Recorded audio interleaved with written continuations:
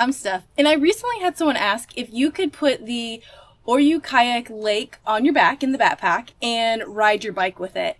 And I had no idea. I have never done that. I do have an e-bike that I enjoy riding, but I've never tried to put the kayak on my back to see how it goes. So I thought I would try it out today and just give you a look at if you can do this.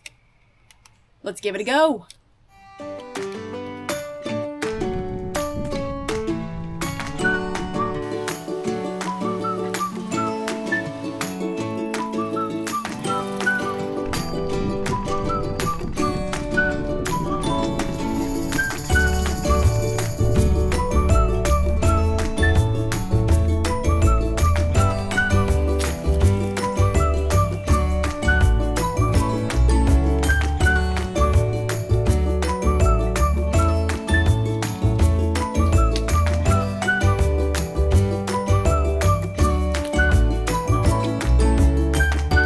Alright, so it is possible, and it's kind of fun. I mean, it definitely feels a little unstable, but actually the more I went, the kind of easier it felt.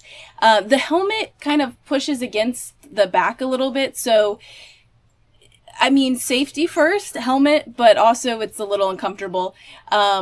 But I would say that this would work. I wouldn't want to do it too long of a distance, but if you're maybe at a campsite and you wanted to paddle, bike down to a paddle location or something, I think this would work out pretty well. I don't feel like I'm going to fall over every second when I'm on here. And if you had a bigger bike, so this is a smaller e-bike, if you had a bigger bike, you probably feel even more stable on it. But I would say you can ride your bike with the Oru Lake on your back, probably the Oru Inlet as well. I didn't try that one out, but I just put the lake in here, and it was pretty fun. So if you want to ride your bike with an Oru Kayak, I think you can do it. Alright, thanks for joining, and hope you have a great day.